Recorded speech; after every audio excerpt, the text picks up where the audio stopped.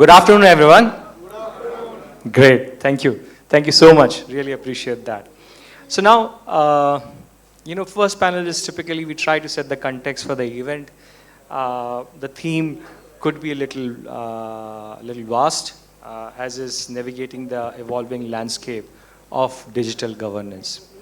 So before I actually get into our panel discussion, if you allow me for a minute, I wanted to ask the audience and take a cue from them, which according to you has been the most impactful governance innovation that has taken place in the country over the last 1 decade?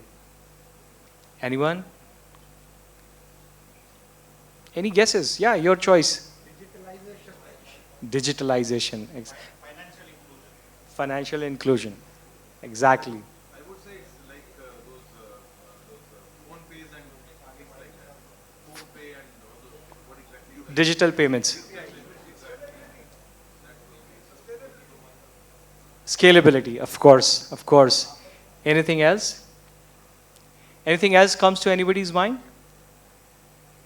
the cars and the fans, I mean rather Aadhaar. Of course, of course.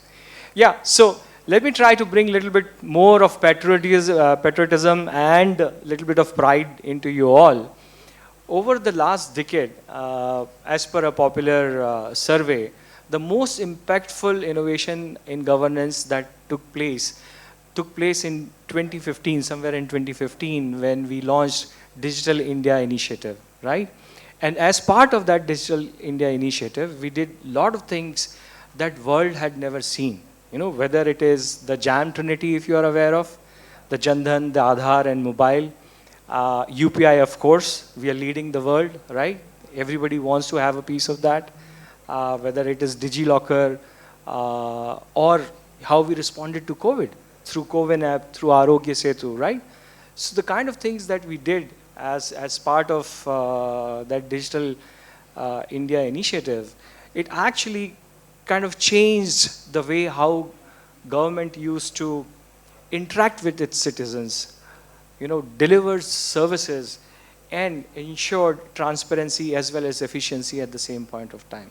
Of course, there is a lot to be done and there is a lot more to be achieved, but what we have done is not any lesser than any of the global established economies in the world.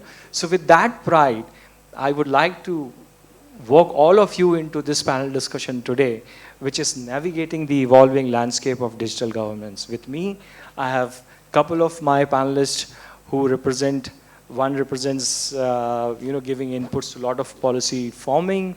Another one is almost about 5,000 crore public sector organization, and then an enabler who's supporting a lot of governance. So good panel, and I hope that you will have some takeaways to take from this panel discussion. So without further ado, maybe I would straight jump into the first question. Is that okay? And I would like to come to you, Alok, if you allow me. And the question to you is, how are you or your organization or organizations such as yours in public sector approaching the modernization of digital infrastructure to support scalable and resilient governance systems? So thank you, Mukesh, for that wonderful question. And before I answer the question, disclaimer, views expressed are strictly personal, do not in any way reflect views of my organization that I have served today or in the past. Now coming to your question. Spoken like an army person. Thank you. So now coming to your question. As I reflect back, 2015, almost a decade now, Digital India, the journey, DPI you have already spoken, and when you talk in terms of the proliferation or the success story of DPI, or in fact the change in mindset of government and public sector, whether you would want to say that it's voluntary or it was shepherded is always debatable, but it has always been in the right direction from 2 points. One is the focus has shifted towards citizen centricity. The focus has shifted to the customer. And second, it is moving towards, because of digitalization, it's moving towards transparency, as you already brought out.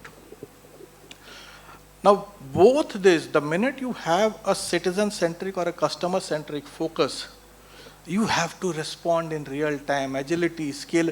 You have 1.2 billion telecom subscribers, a BSNL or a MTNL, even with, you run them down as a public sector, they serve the most of the remotest area without getting certain shares which are actually allocated. The USO fund doesn't go to them. So you might tell them that they're a poor service provider, service infrastructure provider, but the customer centricity over there and the ability to scale, that is the most important part of it. What has transitioned dramatically is the shift in focus of what is required to be scaled has been spun off from what was on site.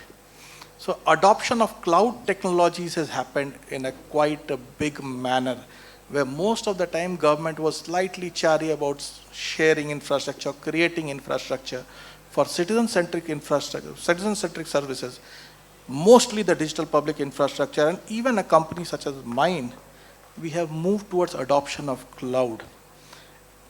That is the first part that has happened. The second part that has happened is, with the regulatory framework changing, you have the privacy and the data protection and the information security landscape, and they're all related. With this becoming strengthened, there is a, if I might say, reverse shift, or those who had not shifted, retaining the on-premise private, but it's still become a cloud, it's become a private cloud.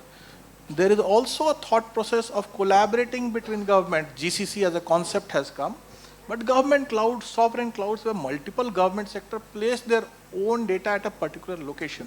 So that is what has happened in terms of the scalability part of it. Coming to the resilience part of it.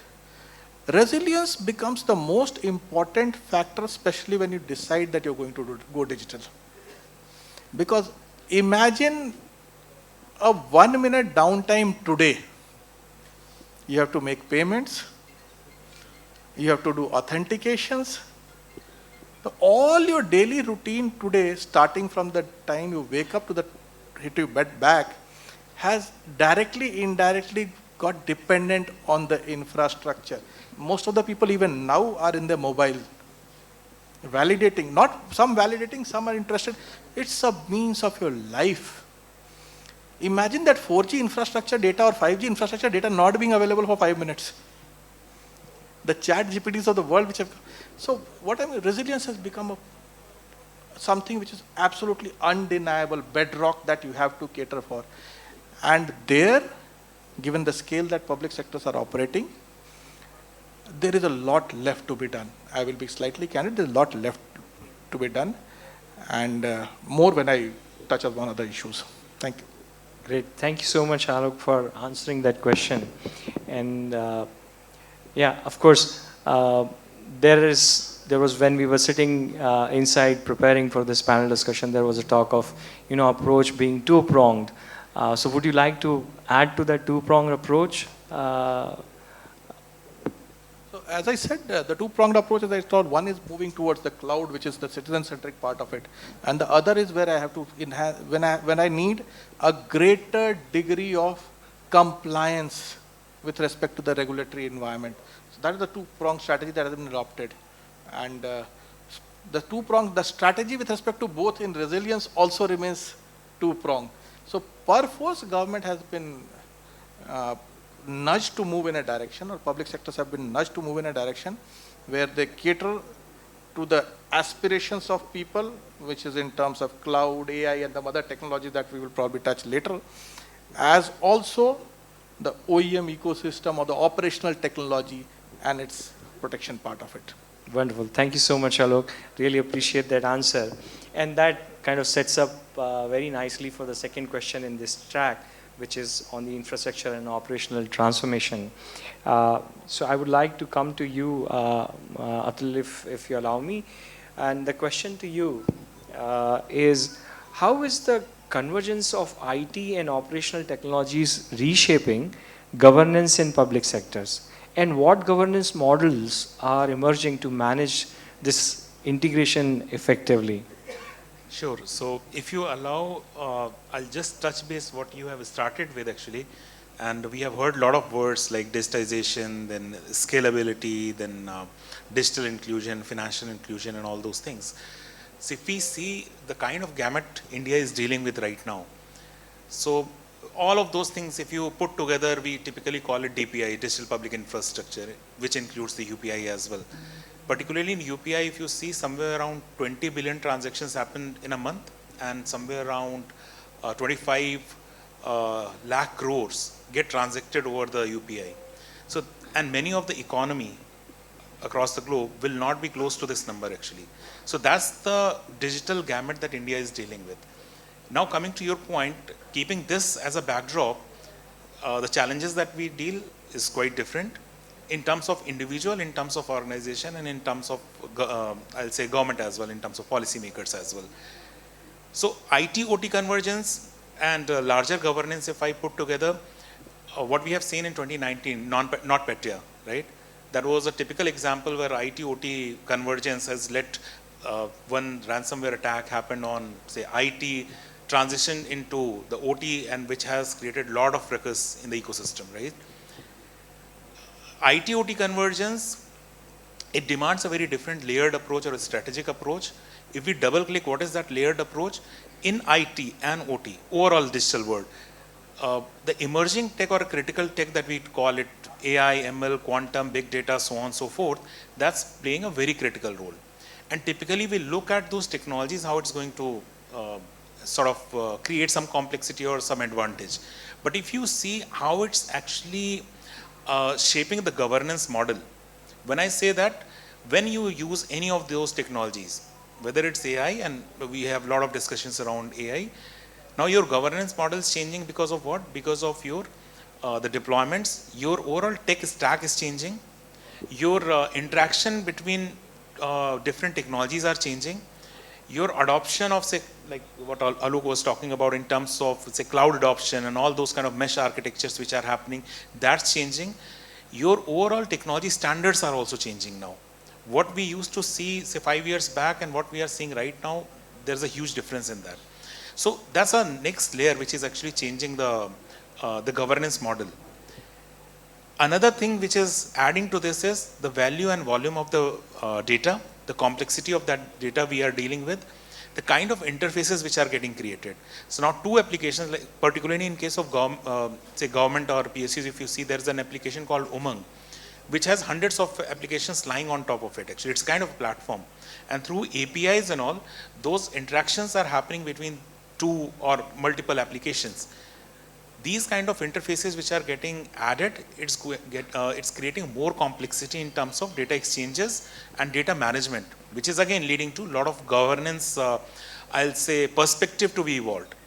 Then again, these mesh architectures, I'll say, event-driven architectures and all those kind of things are further adding to those complexities, or further perspective, I'll say.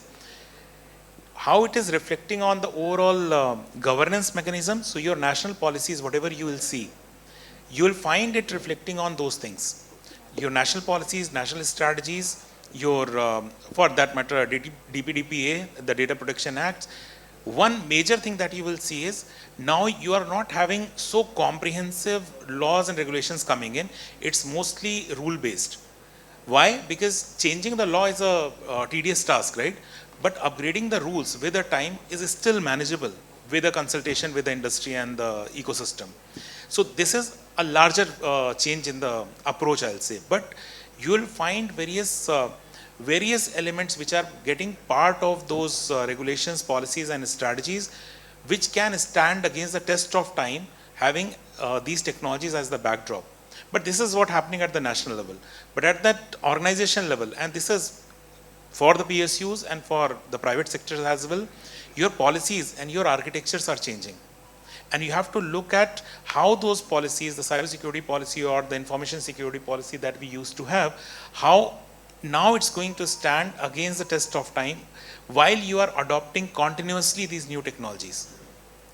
And these new technologies, again, a perspective that I'll add here, earlier and currently, the adoption of the innovations, pace of adoption and pace of innovation, that has changed.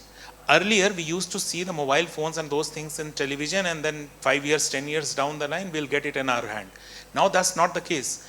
Chat GPT or GPTs of the world, we have seen something had happened, and within a week, many of us started using it. Now, this is the change in terms of pace of adoption, and which is happening against the pace of innovation. That's changing the governance model. True for the national policies and national strategies, true for our organization level policies as well. Because then we have to adopt new technologies which can actually enable us to address those requirements which are popping up. Probably in next questions, I'll add more aspects in that. Great, great. Thank you so much. Thank you for the detailed answer, Atul. And if I may ask you, Pratim, to add to what just Atul said in terms of IT and OT convergence. Yeah, so basically, see, at one point of time, like first, I mean, there's a proper understanding around what is IT and OT. So infrastructure layer was there. Then we started seeing this operational layer throwing up data. Previously, this operational layer was like dumb units that we were seeing. Then this OT started throwing up data. Now, the next stage that came is that how do we utilize this particular data, and that is what the convergence that we are talking of today. How do we utilize the data in two ways? So when we consider the public sector, the private sector, the thought process is a little different. How do we utilize to make the organizations more profitable? But in terms of public sector, the story is a little different. How do we return or utilize that particular converged data into providing better services for the citizens? So that thought process also comes up with a lot of responsibilities on the part of the public sector enterprises and the government. So convergence is enabling this particular organizations, be it a government, be it a public sector, to provide better services, and at the same time, how we protect, and probably protection part we will cover in the next set of questions. But the convergence part is where how we better utilize this particular area. So that's where I would keep my point. Great, thank you so much, Pratim. And that takes us to the second section of this panel discussion. However, just to summarize the first section, what I heard from all three of you, whatever we have done so far, there were three clear, distinct elements that have always been under consideration, which were scale, savings, and inclusivity, right? And moving forward, data privacy and information security is going to be the key elements along these. And a lot of our initiatives have brought us global recognition, and that puts us even more responsibility on us to kind of keep doing that. And that sets up very nicely for the second section of this panel discussion, which is around cybersecurity, data governance, and compliance. So maybe let's take the question, and I would like to come to you, Atul, with that one first. With increasing threats to critical infrastructure, and you referred to one as well, how are PSUs and government-linked entities evolving their cybersecurity frameworks? What role do data protection, cyber diplomacy, and secure archiving play in this transformation? Sure. So, again, as I said in my previous remark, again, the emerging tech, changes in standards, protocols, all those things. Because of this, the way cybersecurity used to be seen, or for that matter, data protection used to be seen earlier, that's now changing. And when I say that, go back like 15 years from now, how we used to manage cybersecurity or data protection, it's mostly the checkbox based approach. We have checklist, tick mark done, typically assurance driven approach. Tick mark done, we are good to go. We are quite secured. How we are managing right now, and many of our organizations, PSUs and the private sector, they are doing it, the critical infrastructure. How they are doing it, it's a real-time management of security. What does that mean? With the advent of these emerging tech again, especially the AI, ML, all those things, now we can predict if something can go wrong. Now what we are doing is leveraging those insights, and that's driven out of a lot of data which is being generated out of so many security tools or tools and technologies in place. Leveraging that, now we have insights, we are generating a lot of insights. Now, something here and there, now I can predict this can go wrong. I'll take my proactive steps. This is like a real-time management of security. Something goes wrong, you would have heard about self-healing systems and all. We can bounce back up to a certain extent. This is how things are happening right now. And many of us are surviving and growing because of this, because we are adopting as PSUs and critical infrastructure, we are adopting technologies, but at the same time, we are moving proactively on these directions and responding back to those threats, protecting us. But now the way it's going to happen now onwards, I'll say, or it had started happening, if you see with the advent of, say, quantum and all those things, now question is not whether something will go wrong or not. Now, if something goes wrong, how quickly we can bounce back. And this is what we have heard Alok talking about resilience, right? So this is the resilience. So that cannot be solved using, I'll say, the checkmark based approach, or up to certain extent, it can be solved using the real-time management of security, but we have to look at other aspects as well. What is that? We have to look at, I'll say, multidimensional approach. We have to look at very coordinated response. Something goes wrong, let's take a ransomware attack happened. Now it's not the matter of the cybersecurity team. It's a matter of cybersecurity team along with your infrastructure team, your communication team, because you have to communicate a lot to your stakeholders. It is a job of your, I'll say, management as well, because they have to deliberate how are we going to respond to our larger stakeholders. It's your compliance team's job, because you have to respond back to your regulatory bodies as well. If you have remembered, 28th of April 2022, the direction which came in from the CERT, where you have to respond within, where we have to provide the information within 6 hours if something goes wrong, right? Any incident happen. So that fast you have to be. So this can only happen if you are very coordinated among yourself. Multidimensional, you have to bring all those teams. You need to know what's happening globally. You need to know what's happening in your organization and so on and so forth. And then your orchestration and automation works here. And this is how our PSCs and PSUs and the critical infrastructure now moving in that direction, while they are gaining the competitive edge with all the other competitors, leveraging the emerging tech, but at the same time, leveraging the same tech to advance their preparedness and being the resilient entity, I'll say. This is how it's moving. Cool. Thank you so much, Atul. And let me come to you, Alok, with the same question. What role do data protection, cyber diplomacy, and secure archiving play in cybersecurity frameworks of today's public sector units? I generally, when someone talks about cyber security, or even for that matter, tech adoption, I generally talk about 3 cycles. One is the procurement cycle. Second is the technology cycle. And the third is the policy effectiveness cycle. And to give an example, the Telegraph Act of 1885 was relevant till about last year when we replaced it with our new Telecom Act. That policy cycle ran into centuries. What are we dealing with today?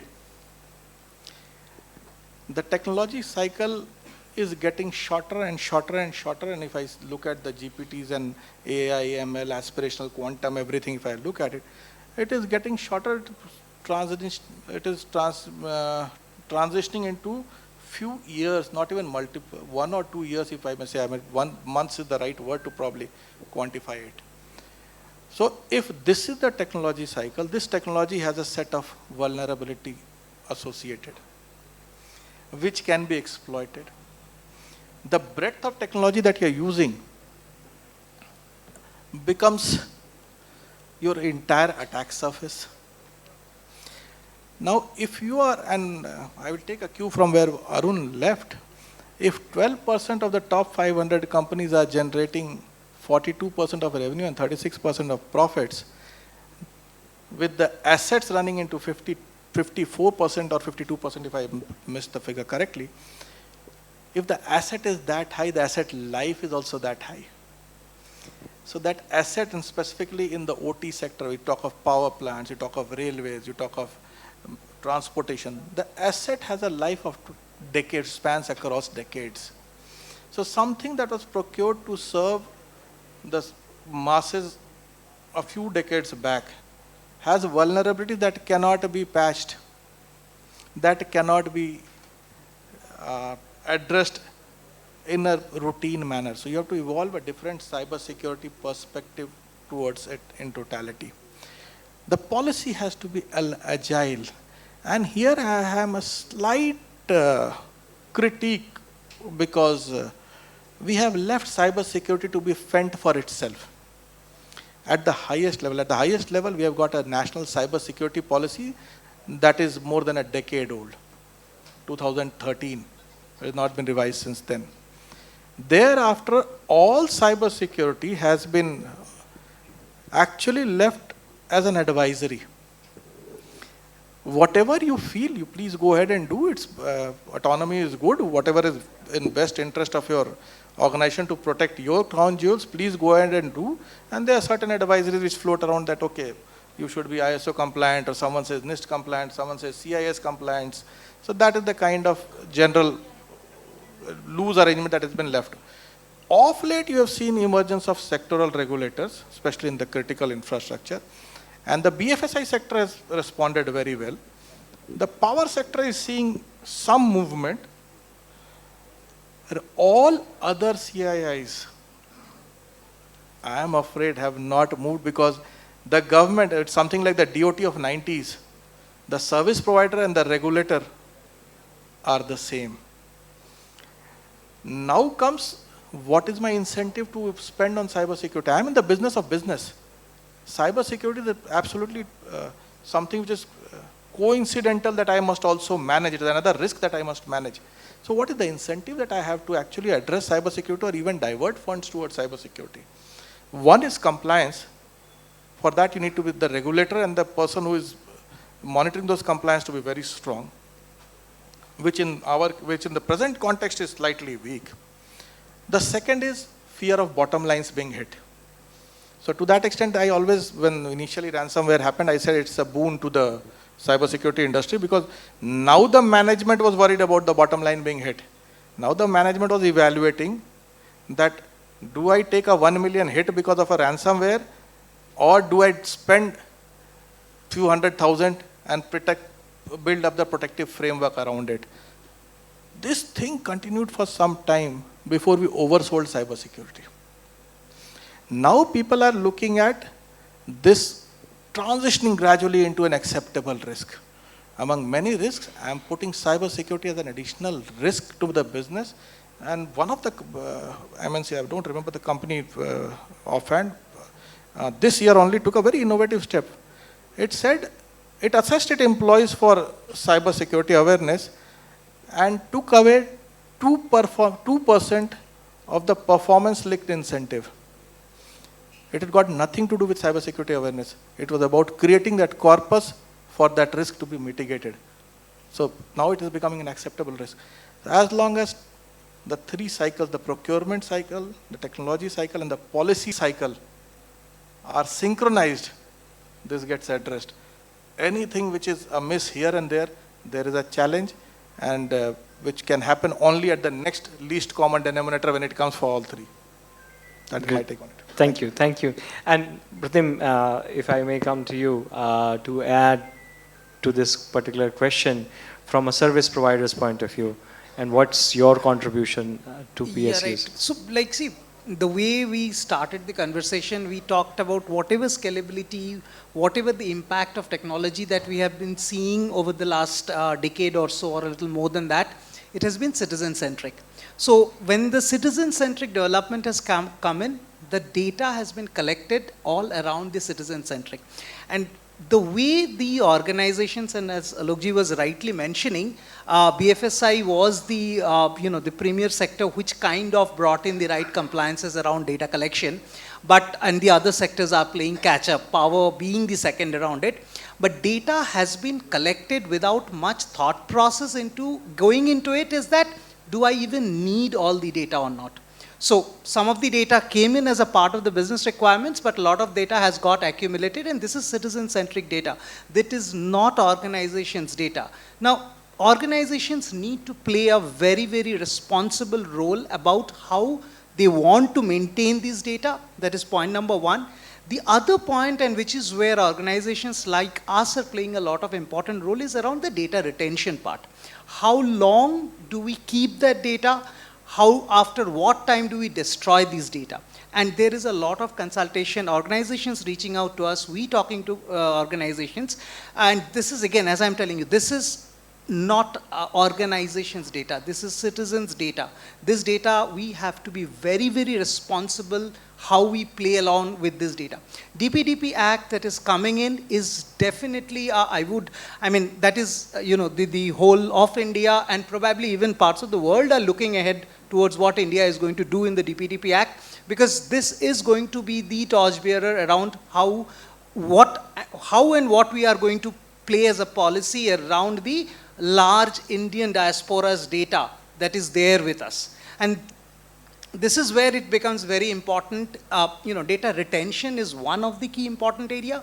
How, when, and what are the components into it. So this is going to be the guiding light in and around what I would say cybersecurity, external attacks. See, again, even external attacks. Previously, the concept around cybersecurity was a castle and moat approach.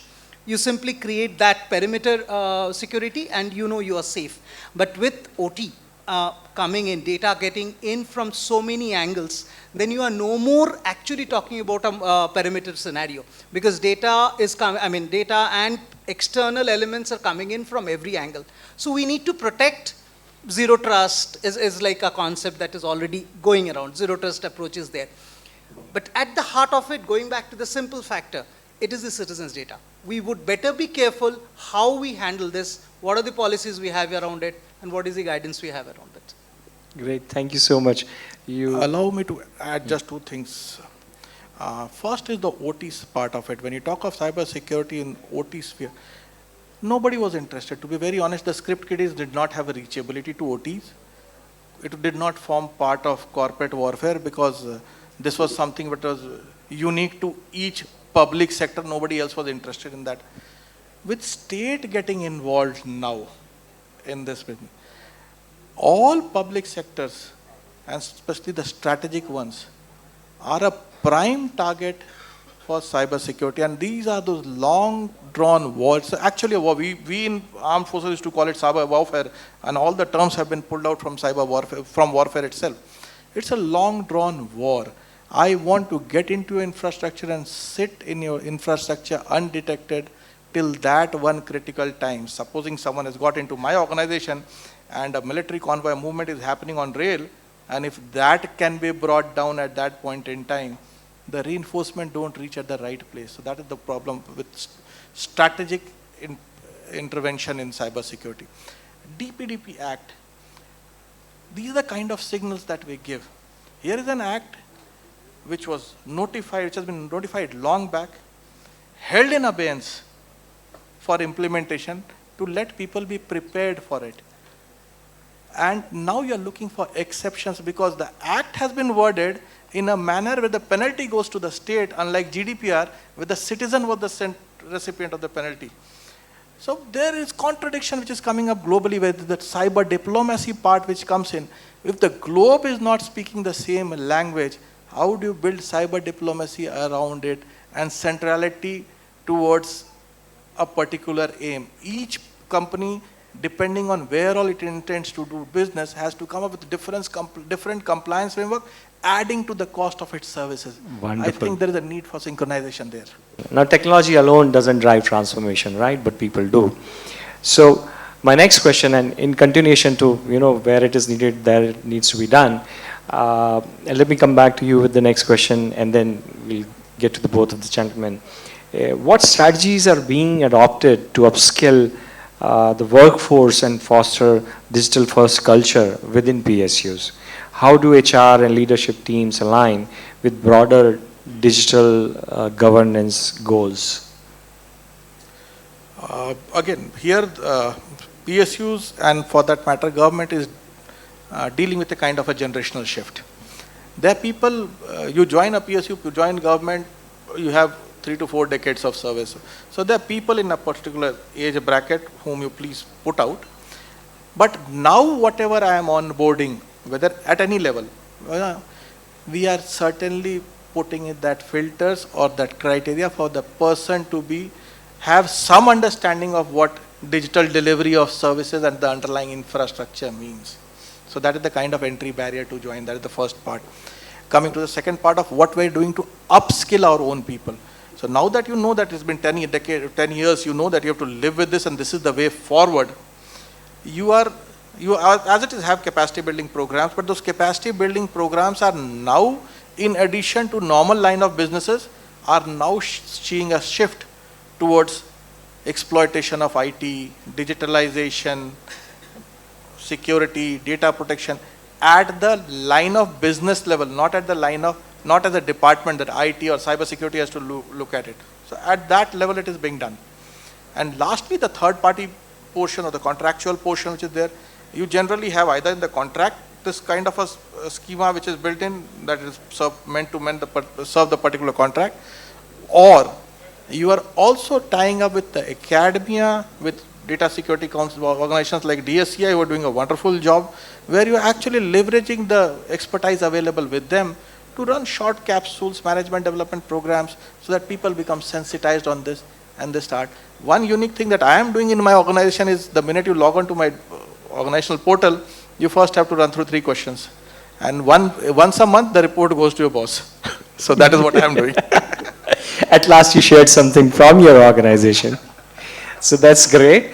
And that sets us up very nicely for the last question. And we have one non-profit and one public sector entity on panel here. And this is the question between how can collaboration between government bodies and private sector expert accelerate innovation in digital governance, right? What frameworks or success stories can be replicated across other PSUs, so if you could share one example each, that would be wonderful. Sure. So, and I'll club both the questions. Thanks for acknowledging DSCI. See, whether it's skills or skills development or reskilling kind of a thing or innovation, collaboration is one of the major key, I'll say. Any initiative from government side, whether it's sector skill council kind of initiative government has taken under NSDC, or whether future prime kind of initiative taken by Ministry of IT, many of those things are happening in public-private partnership. This is on the skilling point of view. Same goes with from the innovation side. What we have done along with Ministry of Electronics and IT, we have created a National Center of Excellence. And if I just take you back in the history again to 2012 or so, we used to have 10 product companies in cybersecurity from India. And that was like initial days when I started this whole thing, looking at startups and all. That time, from 10 companies, now having 400 plus companies in the country. In terms of number of companies, India would be the 3rd largest ecosystem across the globe after Israel and US. So that's the gamut we are dealing. And majority of the things happen in either public-private partnership or some sort of collaboration, whether it's with industry, whether with the PSUs or along with government. So this Center of Excellence that I was talking about, again, joint initiative of METI and DSCI. And we are nurturing almost 150 product companies out of this, both from data and cyber point of view. And here, a lot of funding coming from government side. But it's not only, again, the funding coming from government or funding coming from the industry. It's about the ecosystem coming together. Here, many of the PSUs sitting over here, you or your team would be collaborating with us in terms of nurturing that ecosystem. And that's how it's happening. The co-creation which is happening, which is just, again, not limited to startups and the company, or the PSU, or the critical infrastructure, or any enterprise. It's about academic research getting converted into the form of a product. That's also happening. So typically the productization, the co-creation, it's all happening because of collaboration, and that's why we have seen this kind of a jump. Last piece I'll cover here in terms of public-private partnership or any kind of collaboration. The one center that we are running, that's in Bangalore, in the CID headquarters, that's focusing on cyber crime prevention. It's kind of a forensics facility. That's a brilliant example of public-private partnership.